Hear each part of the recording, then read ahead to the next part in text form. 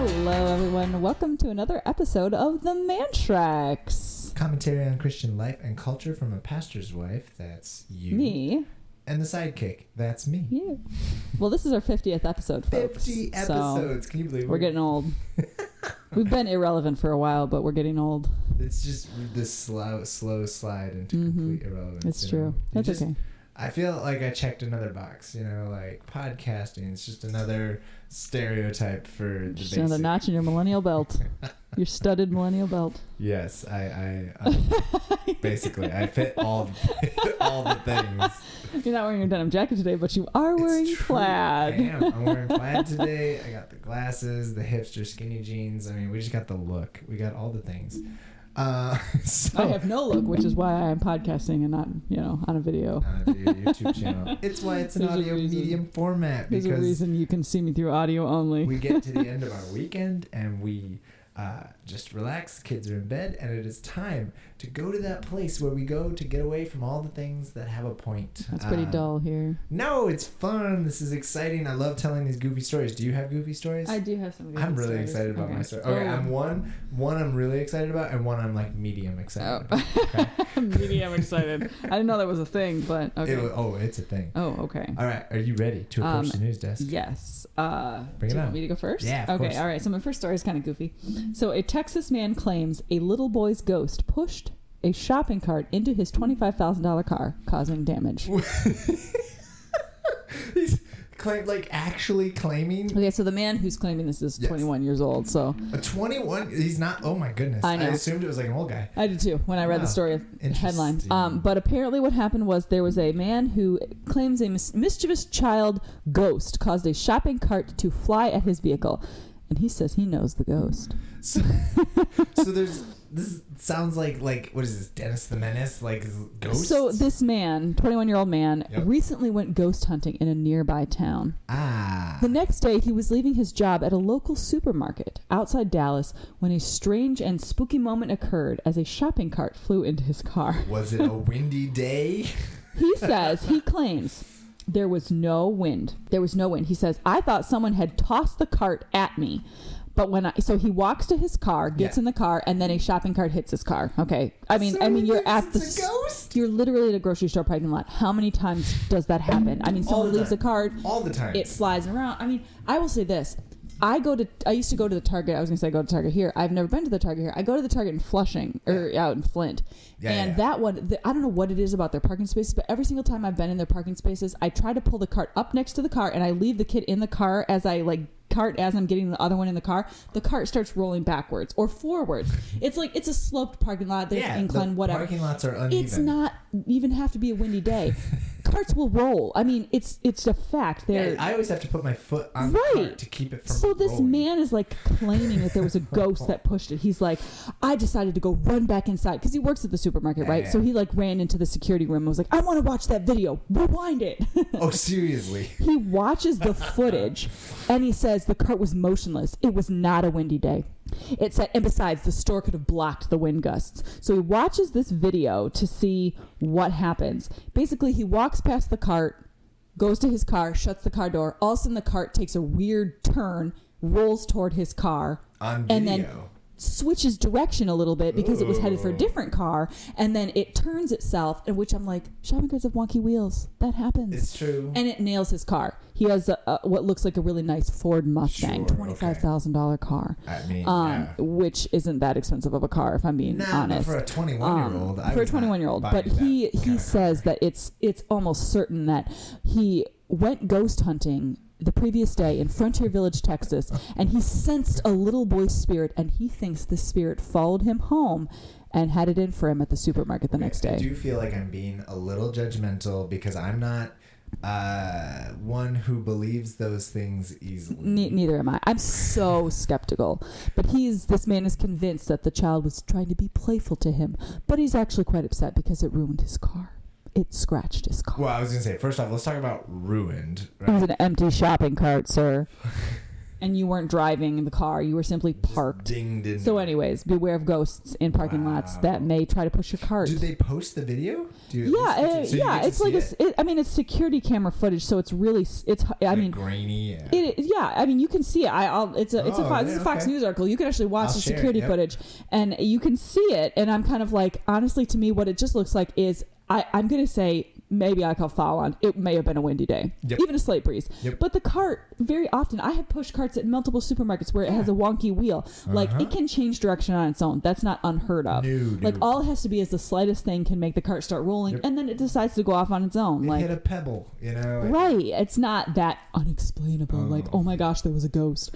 The part that, like, the man was convinced it was a ghost that he had witnessed the previous day, and maybe it was trying to play with me. Okay. I'm such a skeptic. Part of it is like, who is this story for? Like, I know. Why did Fox News feel like they needed to? He's not suing anybody. Yeah. He's simply reporting the information and saying that the cart damaged his car. There was a ghost sighting. That feels a little bit, and I'm making a attention seeking. Well, like from a journalism standpoint, that is beneath Fox News. Well, and you're really searching for articles if that's your news story. Stuff, Very much so. Oh my gosh, that's a fascinating story. I'm not gonna lie, I just couldn't. Yeah. The supernatural pushed a shopping cart into my. Oh man! All right, what you got? All right, scientists discover a massive ocean beneath Earth's surface. Really? Bigger than all the seas above the land. Really? There is an ocean underneath the Earth's mantle that is 3 times the size of all the water on the oceans. How did they discover this? It's amazing. Okay, so first off, I want to frame this. So I was reading an article about a tweet from Joe Rogan, because apparently Joe Rogan discovered this. This is actually a really old study. It came out in 2014. Oh, wow. People really didn't start talking about it until 2021 or 2022. The article I'm reading is from October of 2022. But just recently, like a couple of days ago, Joe Rogan tweeted about it. He found out about it, and it was keeping him up. And he was like, I can't sleep because this is such a crazy story. So the reason it came onto my radar was not great. It's just a trending, oh, look, a famous person said this. Back in 2014, scientists discovered that we essentially have a reservoir of water hidden beneath our feet, though it might not look that way at first. Now, what's weird is that the water supply, first off, it is 400 miles underground. Wow. Right? 660 some kilometers down there. Wow. So we don't have access to it. And it's not in completely liquid form. The water is inside crystals. And it's a blue rock known as ringwoodite. It is in the Earth's mantle, which acts as a sponge for a massive body of H2O. It's not a liquid, solid, or gas, but a fourth molecular structure of water contained inside mantle rock. So it's like rock that has a ton of water. That's in it, crazy. Right? The ringwoodite is like a sponge, soaks up the water. Something very special about the crystal structure of ringwoodite that allows it to attract hydrogen and trap water. So they found they have some of these pieces that get shifted to the surface, right, and that's how they found out. Whoa. The mineral can contain a lot of water under conditions of a deep mantle. The watery rock was discovered by scientists from Northwestern University in Illinois using seismometers to measure waves being generated by earthquakes across the U.S. Wow. In their research, they found that the waves are not limited to the surface, but they go throughout the whole planet's core. And so there's some details in the article about like how they found this stuff out. But they have found that ringwoodite can contain up to 1.5% water, and then they calculate how much of this stuff is in the core. That's crazy. There is an ocean under the mantle.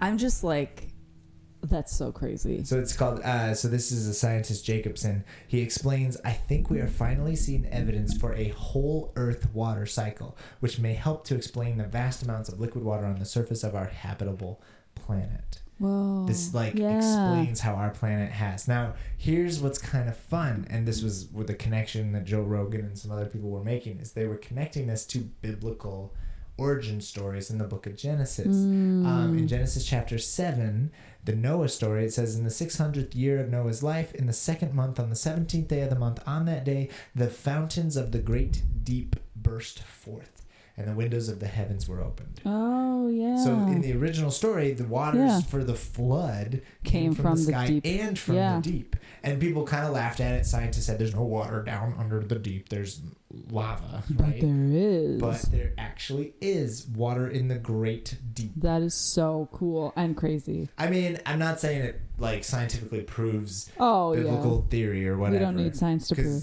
Well, truly, Genesis can be interpreted so many ways. Absolutely. But it's pretty interesting. That's pretty cool. Right? I just thought there is an ocean of water. That's so fascinating. Weird, spongy crystal rock. Spongy crystal rock. That's so interesting. I would love to. Yeah.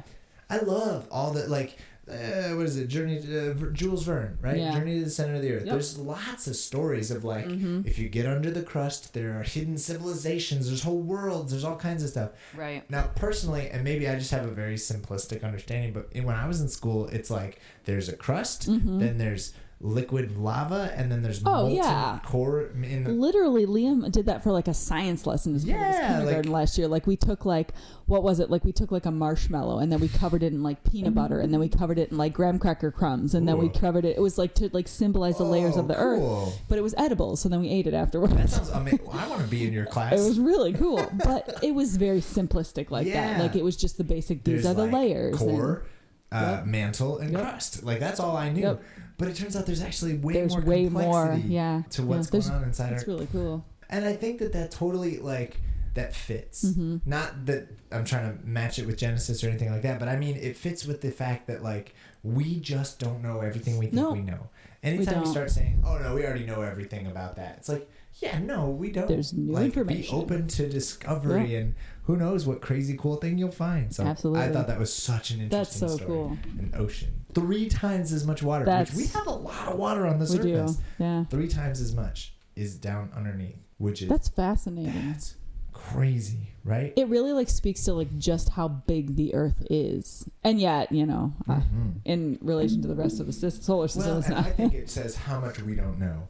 Like, who even knows what we haven't discovered yet? Right. We just think we know everything as humans. And we're like, look at those primitive people. There's nothing new under the sun. 500 years ago. It's like, no, we don't know anything, even now. This is an NPR article. Men plead guilty after being accused of stuffing fish with weights to win a tournament. Are you serious?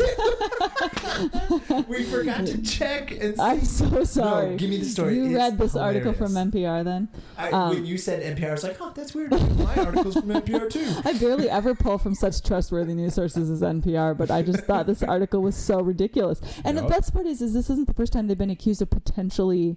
Right. Tell us the story. Okay. So in Cleveland... God, it's always people from Ohio. Oh, man. Ohio's. Actually, no. One of the guys is from Ohio. The other one is actually from Pennsylvania. The cheating... So they were accused of stuffing fish with lead weights and fish fillets. Like, what the heck? This fish seems a little extra fishy. So in an attempt to win thousands of dollars in an Ohio fishing tournament last fall. So they just pled guilty. The cheating allegations surfaced when Lake Erie Walleye Trail Tournament Director Jason Fisher. That's ironic. The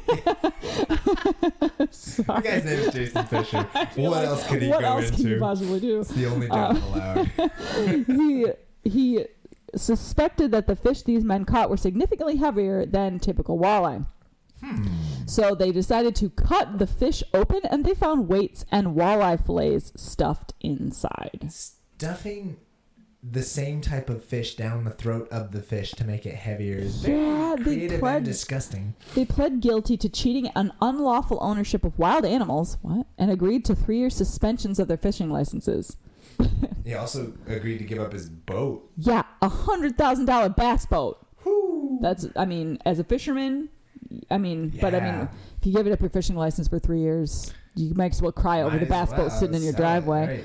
So it caught my eye because of the walleye, right? Because this is the second time I've had a fishing story where someone cheated. The last time it was about those men in the poachers, the salmon poachers from Colorado. But stuffing weights down a fish's throat so you win. Can you imagine? I thought fishing was about the size. Like, don't they hang them up and measure the I didn't know. It depends on what you're fishing. Yeah. It depends on what you're fishing. Like, I can't imagine being like, I'm gonna win based on the weight of my. But why? Like, how do you catch them?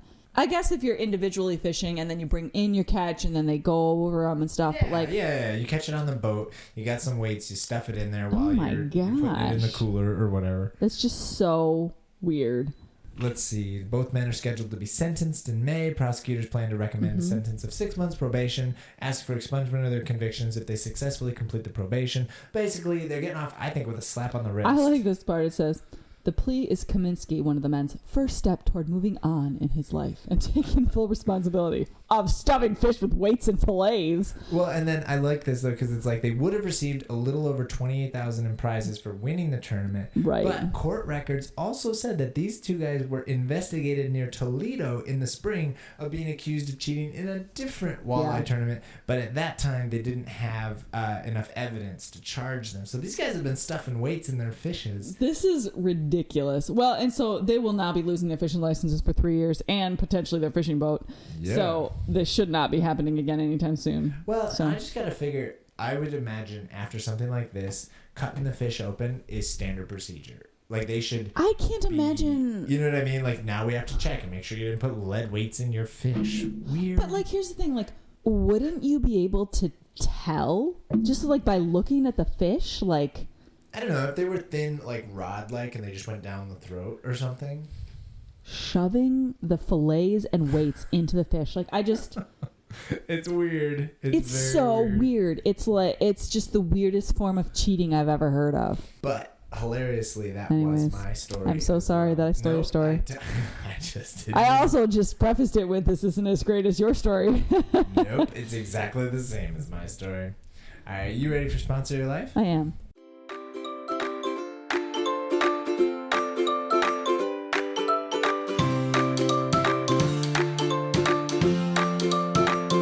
So my sponsor this week is a thrift store. We moved to Freeland, and so we're new to the Saginaw area and new shopping places and stuff around here. But I love thrift stores and antique stores and all that stuff, and kind of lump it in. I really like that antique store here, but I went to a Volunteers of America thrift store here in over in Saginaw, and it was great. Like they had tons of stuff, super clean, super nice, very friendly staff, and found some good stuff. Found a great pair of kids rollerblades for my oldest for his Easter.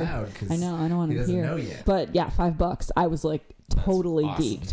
So it'll be awesome. When we first got married, thrifting was like. I love thrifting. Before we got married, like when we were dating, I have always loved thrifting ever since I was younger. Like, I mean, it's a great way to get things that you maybe you need or that you're not willing to spend a lot of money on. Like I bought our third Ezra. I bought him a pair of like brand new sheets. Like they were brand new, and he needs sheets for his bed because now he's on a twin bed and everything. So I was like, perfect. And it was like what, $5. I was like, dude, you can't pass that up because I mean. Stuff gets expensive, and we just moved and spent a whole bunch of money on house stuff. Yes, so it's nice to find those things I always loved going thrifting for random clothing, always helpful, but then also books. Yeah, books are great. Especially I always get the books for the kids at the thrift store. Like, for example, like if we wanted the Harry Potter set. Which we did. Yeah, and that's how we found the Harry Potter set, And then like Lord of the Rings or, anytime you're looking for a set, you can just kind of pick them over, and they're so cheap. And books can get super expensive. They can. I know the kids' books were like 10 cents for soft cover and like 70 cents for hardcover or something. And that's so much better than buying them like $20 new. Well, because our oldest was asking about more Boxcar Children books because he's like, you have a lot, but you don't have all of them. And so I was like, I'll keep an eye open for it. Like anytime I go to the thrift store. And at 10 cents a pop, I can do that. Well, and they've been out forever, so people donate them all the time. Absolutely. So yeah, that kind of stuff is out there. The Redwall, that's another one. Yeah. And you can get the nice hardcover Redwall books, and they're great. But definitely a thrift store. I always check the book section. I always do. I used to check the DVD section, which is dating myself a little bit. Back in college, that was how you find some. Yeah, they didn't have a DVD section here. They had a VHS section, which was I was like, ain't nobody having VHS tapes anymore. I think DVDs are pretty much obsolete. I think so too. Oh, man. So Anyways. for me, I just started back at work this past week, which was great. We're back in it. Loving that. Don't mind that at all. But I actually have my first wedding, and I haven't had that many weddings with COVID and everything. I did couple of weddings during COVID, but they were small. They were like, take a COVID test right before you go, and it's in the backyard, and it's just immediate family. So it's been a while since I've had a wedding. And so I'm really excited. I got to meet the couple. They were really awesome. We're planning everything. But what's sponsored in my life is premarital counseling. I just think it's such a useful thing for people who are considering getting married. I found this curriculum. I have always wanted premarital counseling. You and I wanted us to have something. Yeah, we didn't have premarital counseling. No, it was terrible. A terrible experience. A church and a pastor who was willing to help us out. It was like rent a pastor. It was terrible. You didn't know him. I didn't know him. Nope. Because our home churches, I didn't want my dad to do our premarital counseling. But it wasn't so much premarital counseling as, here, take the standardized test. Next time, let's go over the standardized test. Like, you literally picked a pastor out of a hat. We had no connection to him. Nope. He was not helpful to us. He didn't know our background. He didn't offer any kind of wisdom, or he basically just told us the results, and we left. Well, and one of the things was that they were like, we took a standardized test that said, actually, you're not very compatible as a couple. And we just kind of went, oh, all right. And that's all. That was it. Like, he didn't really dive into it. And so we just kind of went, that wasn't great. So when I hadn't become a pastor yet, but when I became a pastor, I resolved. I was like, I am going to do better than that, right? That was a rough situation. So I made up my own curriculum for a while, like what to do and what to say when we counsel and meet with people. But I eventually decided I needed something better. So I found this curriculum. It's called Marriage 101. It's put out by Grace Ministries, Gary and Barb Rossberg. It's very starchy. It's very old. And I think it's fun to poke fun at it. And just, it's a little bit goofy. But the content is gold. Like the tips and the tricks. It's like tools in the tool belt for that first year of marriage, Marriage is hard. And especially those early years, you're figuring each other out. You're figuring out how this whole marriage thing works. I think it's an amazing resource. And I really enjoy it. I've used it with dozens of couples, like everyone I've married since like my third year as a pastor. So the last 5, 6, 7 years, I have used this resource. And it's awesome. Marriage 101. I think we've even watched a few things like at different I brought points. it home. I was like, yeah, dude, we did a couple of sessions for certain things just to like get the information and stuff. So I remember that. It was really helpful. Yeah. And I'm not even saying just this one premarital counseling. I'm just a big fan of premarital counseling in general. And honestly, I ran this class as a marriage enrichment course at one point. I think that's what we had couples in the class, and I gave them the DVDs and they ran it, and people loved it. Like, it's just so helpful to work on your marriage. Always be intentional, whether you're preparing for marriage or you've been married for a long time. I found it just to be an incredible resource. It's been helpful to me as a pastor. And honestly, I just love that mentality of like, you're always working on your relationship. Because the minute you start taking it for granted, that's when things, grow stale, and you really have to work to climb back up the mountain, if you will. Oh, yeah. So anyways, that was definitely sponsoring my life. Marriage 101, but just premarital counseling in general, and also just performing weddings. I'm excited to have another wedding on the books. That's going to be fun. So yeah, for sure. Looking forward to it. Cool. All right, it is time for our new segment. So we almost had a guest star today. We were going to have my buddy Ira on, and so I know his sister Natalie listens to the podcast, and so I'm publicly shaming him right now because he's not on our podcast. No, so anyways, I wanted to just poke fun at Ira because he was supposed to be on the pod tonight. We'll get him on some week in the future. No pressure. But I just thought it was funny to poke fun at him. Anyways, so what we're going to do, I have like a stack of games. I'm so excited. We're not going to get into those tonight. But the first thing I have is Clever or Cringe. This is a round where I bring you an article or a various thing from the Christian world, and we talk about whether it's clever or not so clever. Cringy.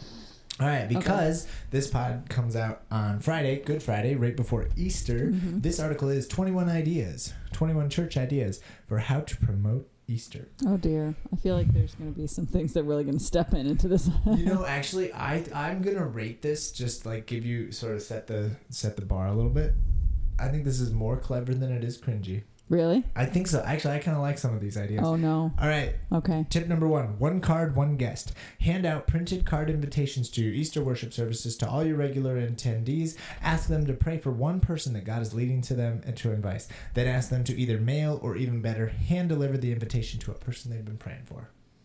I've seen churches do that for Christmas services common. too. Yep. Easter and Christmas. Yeah. I was at the coffee shop on Thursday, and there were 2 different mega churches that had their cards stacked up. Of course they were. I was like, of course they were. Pro tip: make your Easter invitation extra special by having it professionally designed and printed. So that's, I think, a little bit overdone. You know, it's very common, but it's not a bad idea. You know.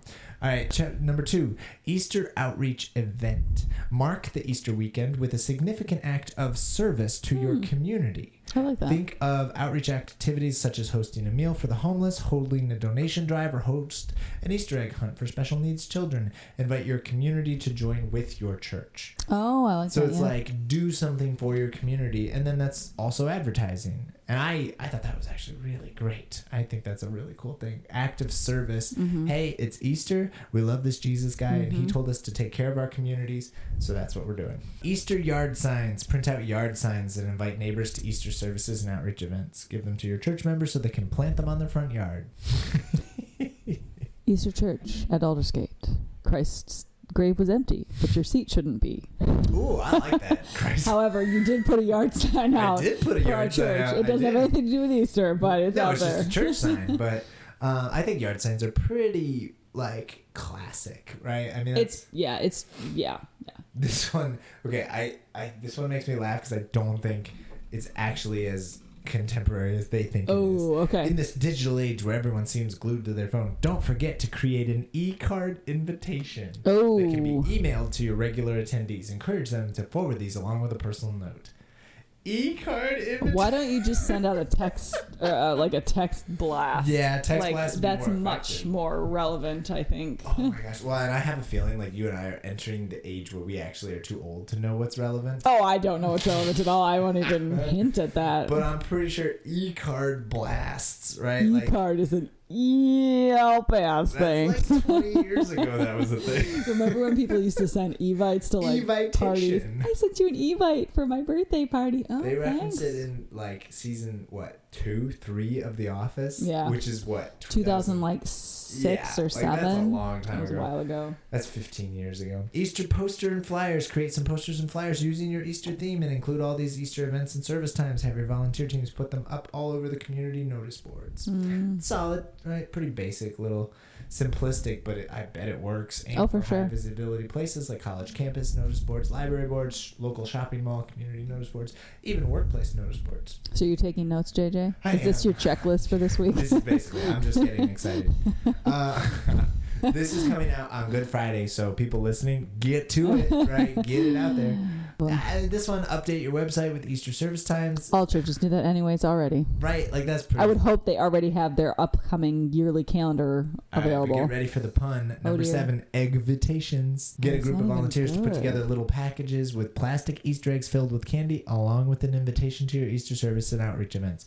Invite regular attendees to pick up some of the packages and encourage them to hand them out to their family, friends, and neighbors. Do the eggs say these eggs are empty and so was the tomb? Because I really like this joke and I'm running with it. I'd be so mad if my neighbor handed me an Easter egg full of candy and it didn't Wasn't there a sermon illustration that your dad used last year? Like he gave the kids empty Easter eggs and then talked about how like the tomb was empty or something and the kids were really mad that they were empty Easter eggs or something. Correct me if I'm wrong, Pastor Jack, but did this happen? Create a large-scale banner for your church building. Let your building become a billboard. That is very mega churchy. Oh, very mega churchy. Create a large-scale banner hanging out front of your church building. Why don't you just put inflatable Jesus in the front yard? Oh my gosh, that's way cooler. I'm running inflatable Jesus. I do not. I love that. That's terrifying. I do not want a billboard. I think taking out a billboard is fine, but don't hang it on the side of your church building. That seems weird. Well, okay, if it's a mega churches are built like office buildings. They're just big square Well, and they're usually off blocks. like a main busy road. Yeah, so that's they're not like if you have like a beautiful historic building, please don't hang. Yeah, don't hang billboard anything on it. tacky on the side. Yeah, like if you cover up stained glass windows with a billboard, you make. Plus, let's be real here. Who's driving past the church thinking, I bet they're not having an Easter Sunday service? People look at a church and they know they're probably going to have a service on Sunday. Yep. Like, even if you were a non-Christian, you know what day do the Christians meet? Sunday. Yes. That's Sunday. What we do. So, like, literally, you don't need to have a billboard posted with your service. Like, but if you have a trendy mega church and it looks like a Banana Republic or something, or an Apple store on the outside, it's just like a square, boring building. Yeah, go ahead and hang your except the billboard. side of your church says something like Alive Church, or I don't know. I can't think of any good lines for churches. There are so many trendy like mega churches out there, and no shade. Like, well, a little bit of shade, but like no shade. But that was the most sarcasm direct sentence. A lot of shade. But like, there's a certain type of doing church, and if they want to do it that way, that's awesome. But like, that's the church that does this big signs on the outside of the buildings, not your kind of historic churches. All right, free car wash. Organize a free car wash for a couple of weeks before Easter. Make it a non-threatening, non-preachy event, providing a free car wash on the main and only activity. Have a volunteer leave small Easter invitation card in each car. This will not work if you live in the state of Michigan because it's still snowing outside. So I suggest doing this if you live in California or any of the other warm climates. Yeah, we're still pretty snowy out we're here. not going to be doing that. Okay, this one just reeks of mega churches. Oh no. Number 10, be newsworthy. Oh dear. Be newsworthy. Local papers love I'm not Catholic. Local papers love covering community events, and chances are at least one of your Easter events will attract the interest of your local paper. Get organized, providing the journalists with as much information as possible to increase your chances of receiving great coverage. I don't know if that's specific to mega churches. I think that could also apply to churches in small towns because we were at Flushing. True. Flushing was not a mega church, but we often made local news for things that we did. Showed up in the news a lot. For things that we did for the community. And we were not the big churches. No, we were not the big churches in town. Other bigger churches. That did things really well, but when you're part of the community like that church was, we did a lot of things that really stood out in the community. So we did attract news headlines for certain things. True. So. Yeah, but I just don't like the B news. Like, you don't do stuff. It's too attention grabbing, right? You're a church. You're not seeking attention. You're serving. Yeah, you know. Easter egg decoration contest. Ask the kids at your local community to submit decorated eggs for Easter. These eggs in the picture are like amazing. They're like very artistic. Like those Russian. Yeah, exactly what it looks like. Yeah. Very fancy. I do think it's a cute idea. I don't think most kids decorate eggs seriously. You know, they do it for fun. They don't do it to like, wow, that's an piece of art. Palm Sunday reflection. Palm Sunday marks the beginning of Holy Week. No kidding. Wait, what? On this Sunday before Easter, invite your community to join you for a meaningful time of spiritual reflection. I'm not sure how that how's that different than just anything else you do? Yeah, that's not helpful. Promotions on social media. Number 13, Facebook promotion. Use Facebook boosts and Facebook ads to promote your church services and outreach events.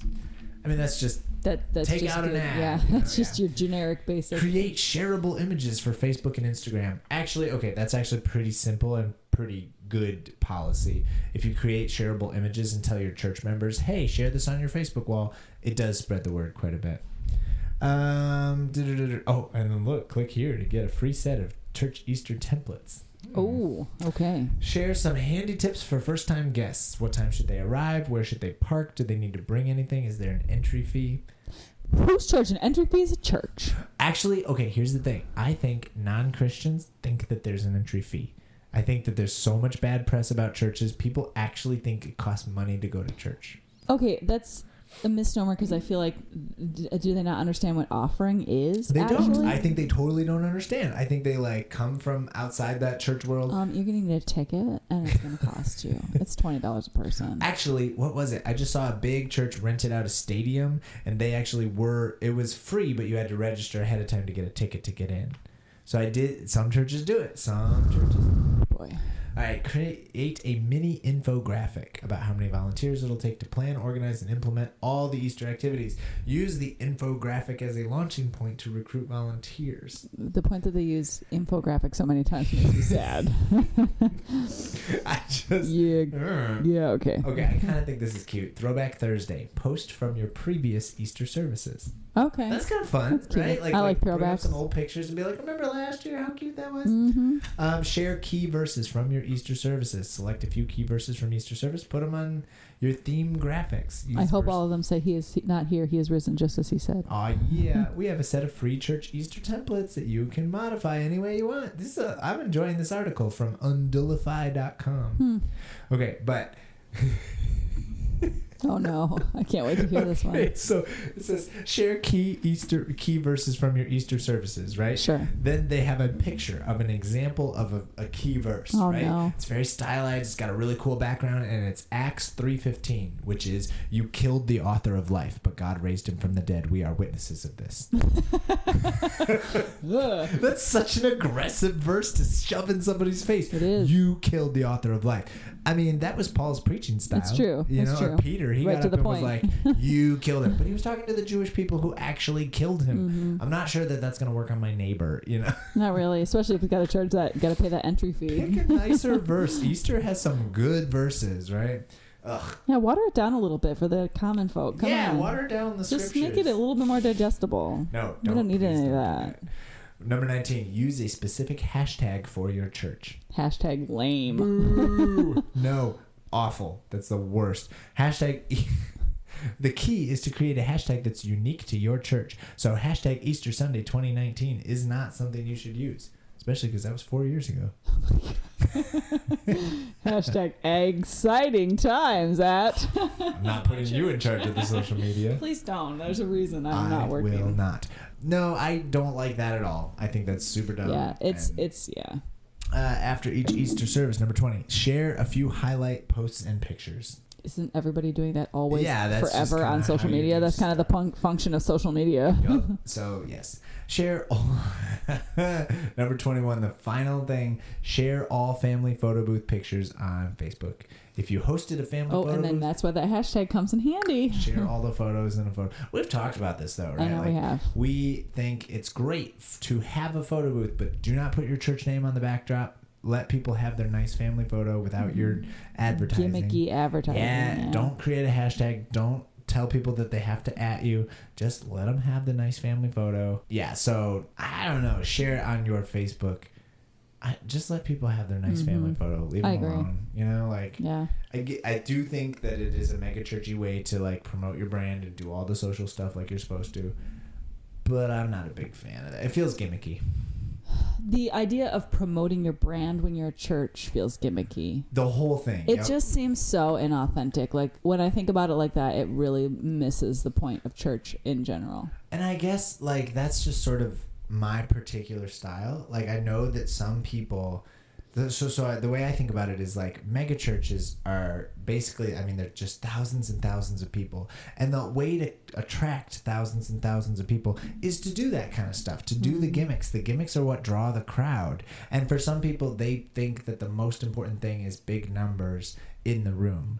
I've never really subscribed to that. I'd much rather the personal development and spiritual growth of the people in the room, no matter how many there are. But I don't want to throw shade at different methods. Well, yeah, it's true. Building. It's just my preference. Yeah. But I feel the same way about connecting groups of people too. When I go to a mega church, and this is just me personally, I feel lost in a huge crowd like that. But I also prefer to connect with a small group of people intimately. You do. Yeah. I don't prefer to be surrounded by large crowds of people where I'm just completely overwhelmed by the crowd. Yeah. That's not my style. So yes, we have always been in smaller churches, and I've actually really appreciated that. Yeah, I actually really, really like that. And so, I don't know. I don't want to bash it just because it's a mega church thing. Sure. Those are the methods that work well for big churches. They feel gimmicky to me. It's not my style, but I'm not in a big church. That's not what I'm ever really looking to do, you know? That's what works for them. That's great. And I think there's plenty of people that you can reach for the gospel in small churches and in big churches. People are looking for different types of experiences. That's true. Yeah. True. Anyways, 21 ideas for spreading the word. And like I said, I actually enjoyed quite a few of those. Some of those they were all these are right. good, you know. I really like the outreach event one. The one that's do a significant act of service in your community. But outreach events are just an important part of being a church in a community anyway. That's the point. Very true. It's what we need to be doing already, not just on Easter. So.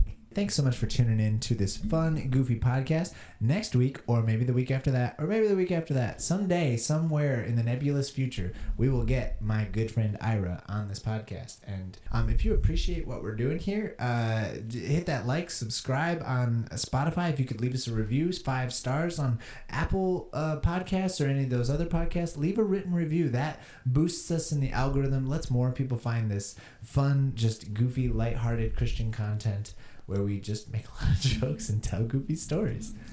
And, if you check out our GoFundMe, you can always donate to our cause. Yes, improving our microphones. Our quality of, production and everything. And thank you so much to Music Town for the use of our theme song. Absolutely. And Ira, I want you to feel bad that you're not on here. No. Don't feel bad.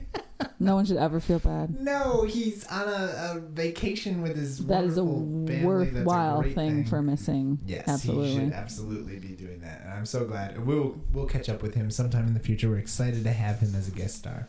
All right, you ready to send us out with the mom joke of the week? I am. So it's kind of a one-liner instead of a typical joke. So if it makes me groan, it's a winner. Right? Okay, well, we'll see. So I was in a job interview the other day, and they asked if I could perform under pressure. I said no, but I could perform Bohemian Rhapsody. That's pretty solid. I thought it was pretty cute. So anyway, bye everyone. See you next time.